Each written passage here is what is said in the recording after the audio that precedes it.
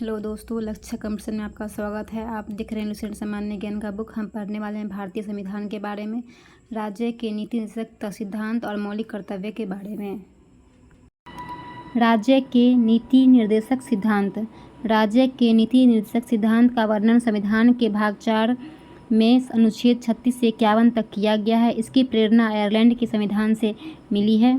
इसे न्यायालय द्वारा लागू नहीं किया जा सकता, यानी इसे वैधानिक शक्ति प्राप्त नहीं है, किंतु फिर भी इस भाग में अधिकथित तत्व देश के शासन में मूलभूत है और विधि बनाने में इन तत्वों को लागू करना राज्य का कर्तव्य होगा।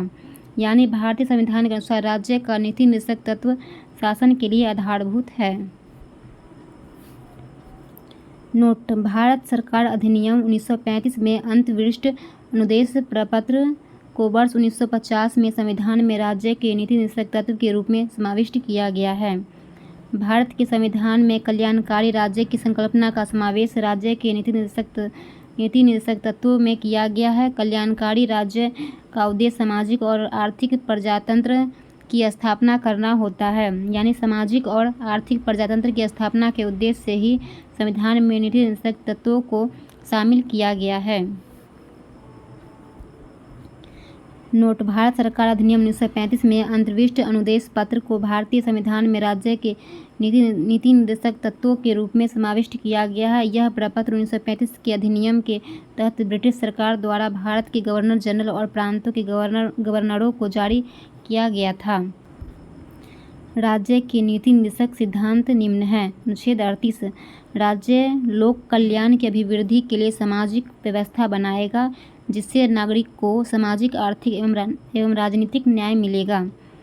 अनुच्छेद 39 का क समान न्याय और निःशुल्क विधिक सहायता, समान कार्य के लिए समान वेतन की व्यवस्था इसी में है। अनुच्छेद 39 का ख सार्वजनिक धन का स्वामित्व तथा नियंत्रण इस प्रकार करना ताकि सार्वजनिक हित का सर्वोत्तम साधन हो सके। अनुच्छेद 39 का ग धन का समान वितरण। अनुच्छेद 40 ग्राम पंचायतों का संगठन।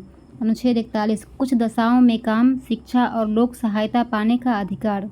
नोट: 15 अगस्त 1995 से प्रभाव में आया राष्ट्रीय सामाजिक कार्यक्रम भारतीय संविधान के अनुच्छेद 41 के प्रावधानों की पूर्ति करता है। इसका उद्देश्य गरीबों को सामाजिक सहायता उपलब्ध कराना है। वर्तमान में इसमें 5 योजनाएं शामिल है: इंदिरा गांधी राष्ट्रीय वृद्धावस्था पेंशन योजना, इंदिरा गांधी राष्ट्रीय विधवा पेंशन योजना, इंदिरा गांधी राष्ट्रीय विकलांगता पेंशन योजना, राष्ट्रीय परिवार लाभ योजना, अन्नपूर्णा योजना।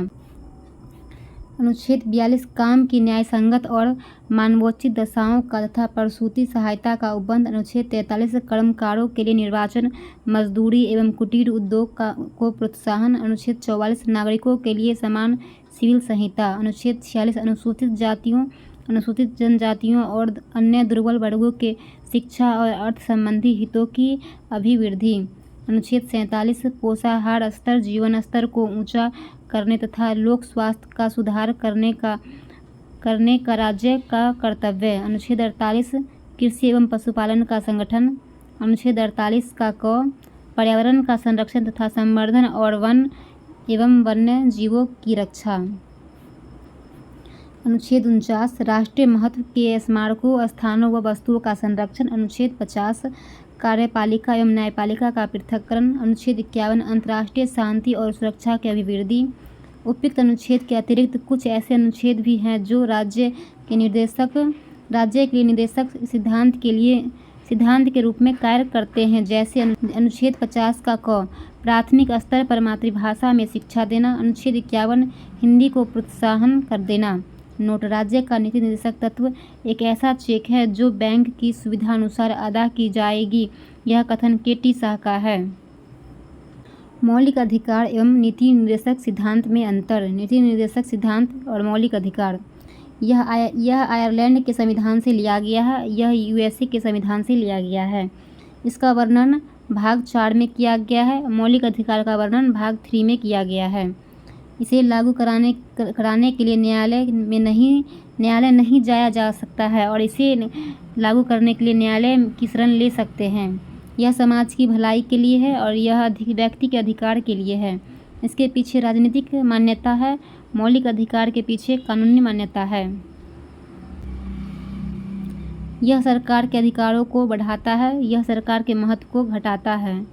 यह राज्य सरकार के द्वारा लागू करने के बाद ही नागरिकता को प्राप्त होता है और यह अधिकार नागरिकों को स्वतः प्राप्त हो जाता है। मौलिक कर्तव्य। सरदार स्वर्ण सिंह समिति की अनुशंसा पर संविधान के 42वें संशोधन 1976 के द्वारा मौलिक कर्तव्य को संविधान में जोड़ा गया। इसे रूस के संविधान से लिया गया है।